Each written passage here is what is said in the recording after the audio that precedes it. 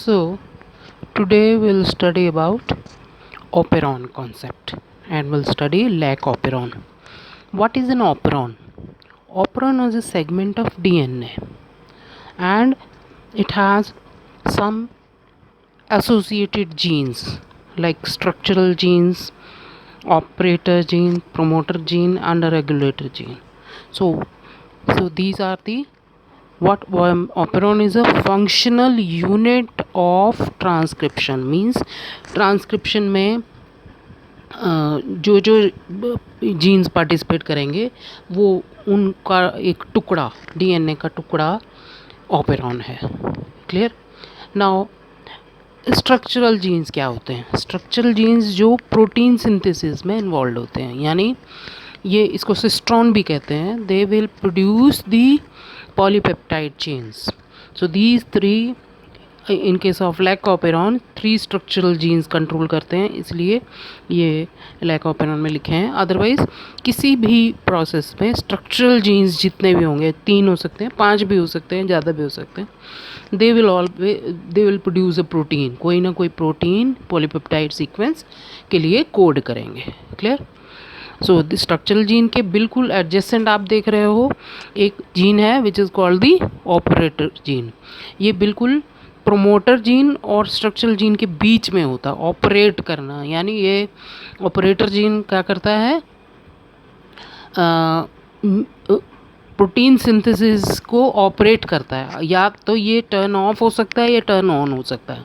इसको एक gene regulator gene of या ऑन कर सकता है. रेगुलेटर जीन इनके नज़दीक नहीं है, जैसे नहीं है, साथ में नहीं है, वो थोड़ी दूरी पर होगा और वो एक प्रोटीन बनाएगा which is called the repressor protein.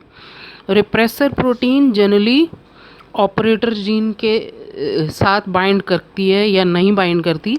वो रिप्रेसर प्रोटीन जो है वो इसको ऑन या ऑफ कर सकती है. क्लियर. सो ये ऑपरेटर जीन है. उसके साथ में बिल्कुल ऑपरेटर जीन के साथ में प्रोमोटर जीन है और ये हम पढ़ चुके हैं.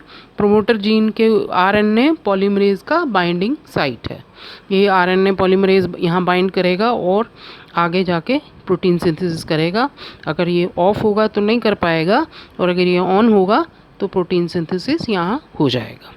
सो ये है genes of an operon. Clear.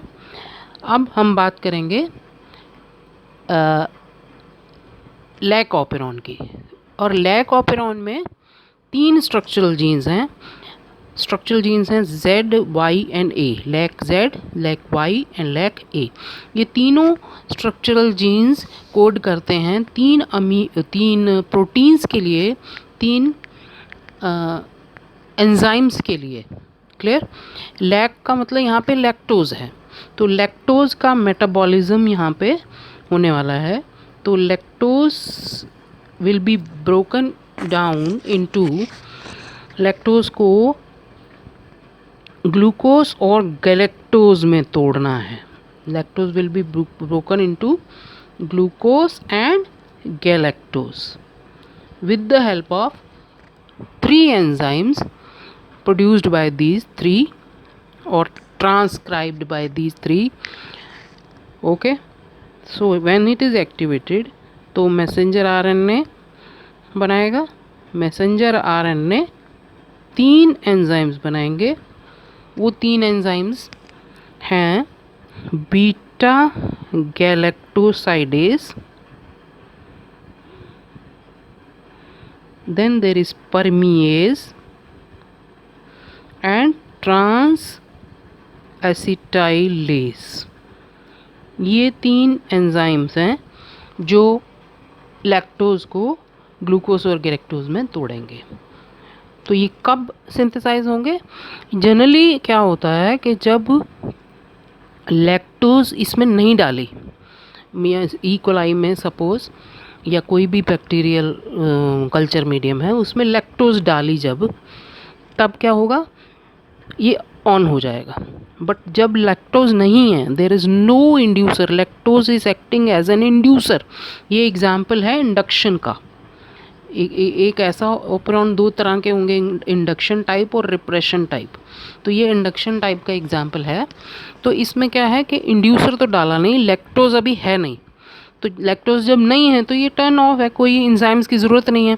तो ये रिप्रेसर प्रोटीन जनरली इस ऑपरेटर के साथ बाइंड कर लेती है और इस ऑपरेटर के को काम नहीं करने देते। तो जनरली नो इंड्यूसर, जब लैक्टोज नहीं है तो ये स्विच ऑफ रहता है, ये काम नहीं करता।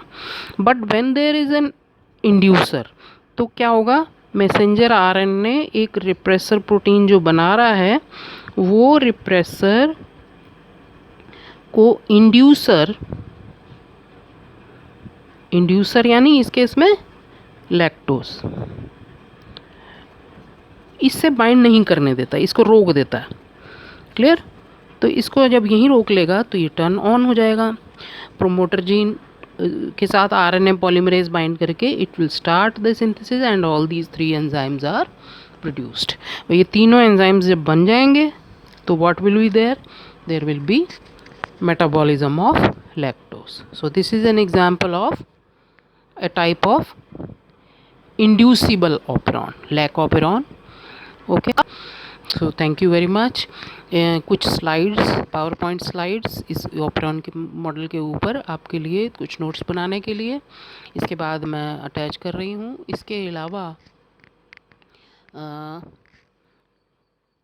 अगला जो स्लाइड है वो मैं इन्वेस्टिगेटरी प्रोजेक्ट्स पे बनाना चाहूँगी, क्योंकि मैंने देखा है कई स्कूल्स में जाके कि जो बच्चे हैं वो इन्वेस्टिगेटरी प्रोजेक्ट्स पे इन्वेस्टिगेशन नहीं करते, रादर वो थ्योरी, किसी भी टॉपिक को, थ्योरी को अपने नोट्स में लिख के और सबमिट करते हैं।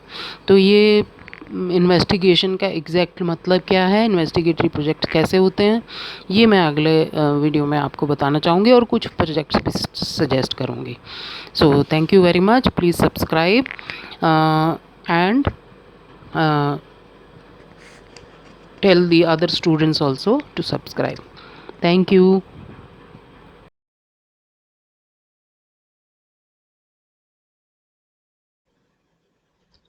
So regulation of gene expression, ये भी 4 लेवल पे है, आप देख सकते हैं।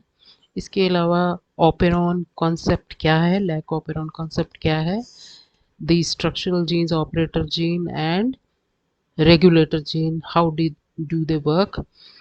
लैक ओपेरॉन के अलावा इन स्लाइड्स के एंड में मैंने ट्रिप्टोफैन ओपेरॉन जो रिप्रेशन का एग्जांपल है उसकी भी एक स्लाइड डाली है। उसमें यू कैन सी कि उसके प्रोडक्ट्स हमेशा चाहिए, तो जब ट्रिप्टोफैन एक्सेस में हो जाएगा तब उसको स्टॉप करेगा। सो ये स्लाइड्स आपको हेल्प करेंगी इसको थॉरली अंडरस्टैंड करने में। So I hope you have understood the whole topic and next, as I told you, investigatory projects पे मैं बनाने वाली हूँ, तो ज़रूर देखिएगा उस वीडियो को और शेयर करिएगा अपने फ्रेंड्स के साथ। Thank you.